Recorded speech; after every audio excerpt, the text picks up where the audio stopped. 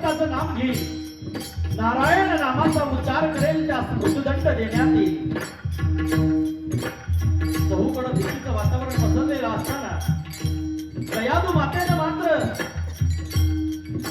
भक्त प्रल्हादाला जन्माला घालत असतानाच वदनी वदता ग्रास गिळता, एवढंच नाही रती चुकाच्या समयी देखील भगवत नाम चिंतन करी. आपणच नाही तर त्या राक्षसासारख्या पतीच्या मुखातूनही नारायण नाम ओढून घेतलं आणि त्याचं फलस्वरूप भक्त प्रल्हाद माता गयाच्या उदरामध्ये वाढायला लागलेला आहे. आईच्या उदरातच भक्त प्रल्हादाला नामचिंतनाचा वसा त्या ठिकाणी दिला गेला. भक्त प्रल्हाद जन्माला आलेला आहे. नारदानी नामाचे संस्कार त्याच्यावरती केलेले आहे. गले वाढायला लागलेला आहे. वाढताना नारायण नामाचा जाप करतोय.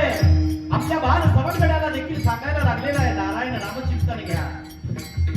भक्त प्रल्हादाला असुरी विद्या शिकण्यासाठी गुरुकुलात घातलं गेलं आणि गुरुकुलामध्ये असुरी विद्येमध्ये मन रमेना. भक्त प्रल्हाद असुरी विद्या शिकण्यास सोडून काय करतोय, श्रीमंत नारायण श्रीमंत नारायण नारायण नारायण नारायण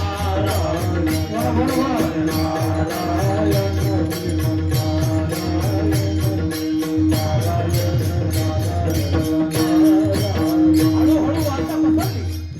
हिरण्यकश्यपूच्या कानावर गोष्ट गेली.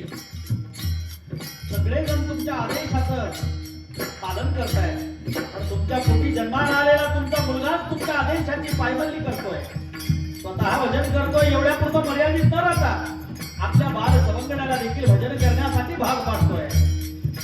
राग आलं. गयातू मातेच्या मार्फत सांगून बघितलं, ऐकलं नाही. स्वतः सांगितलं, ऐकलं नाही. भांडून सांगितलं, ऐकलं नाही. मारून सांगितलं, ऐकलं नाही.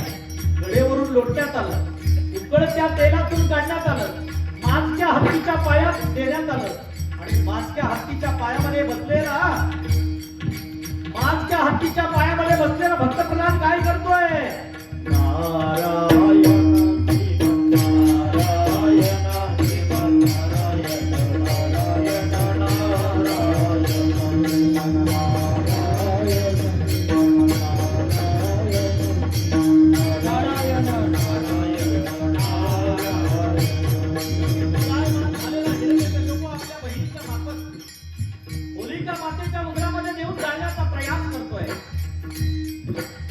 नारायण आपल्या भावापेक्षा लाडका जर कोणी असतो तर त्याचा भाचा असतो ती आत्यासाठी. पण होलिका मातेचा भाचा कोण, भक्त प्रल्हाद.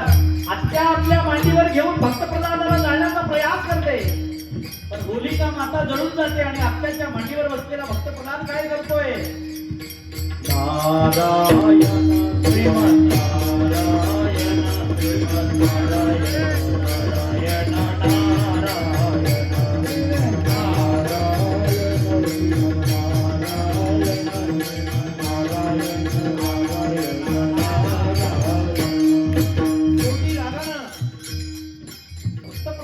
समोर थांबलेला हिरण्यकश्यपू क्रोधायमान होऊन बोलतो, हे प्रल्हादा, माझ्या राज्यात जर कोणी देव असेल तर मी स्वतः देव आहे. गुणाचा नामजप घ्यायचा असेल, हिरण्यकश्यपू भगवान की जय म्हणून. भक्त प्रल्हाद म्हणतो, बाबा माझे वडील म्हणून, माझे जन्मदाता म्हणून, मातृदेवो भव पितृदेवो भव ही संस्कृती म्हणून तुम्ही माझे देव नक्कीच आहात.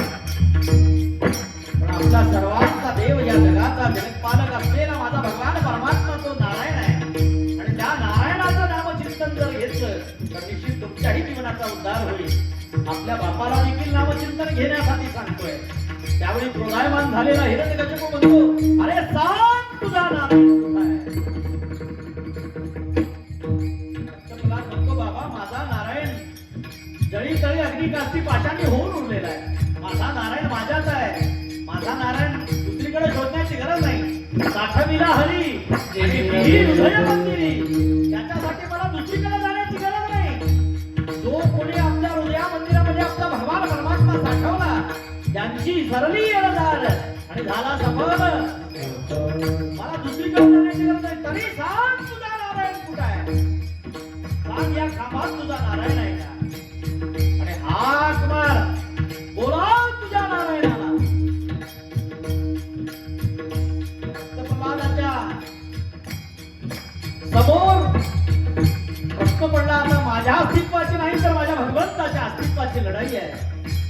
हा भक्त प्रल्हाद आपल्या नामचिंतनावरती निष्ठेनं भक्ती प्रेमानं भजन करतोय. पण इतरांना देखील या नामाचा वसा द्यायचा असेल याची प्रचिती होणं गरजेचं आहे. हे भगवंता, आता तू आलं पाहिजे. भक्ता राखी पायापाशी आणि दुर्जनाची संहार. आता वेळ झालेली आहे कोणाच्या भक्ताच्या रक्षणाची. आता वेळ आलेली आहे दुर्जनाच्या संहाराची. आता तू आलं पाहिजे.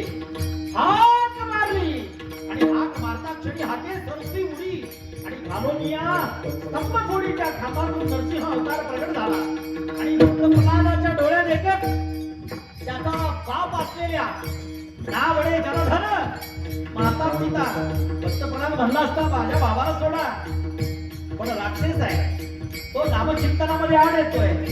नावडे जलधर माता पिता डोळ्यात एकच त्याला उचललं.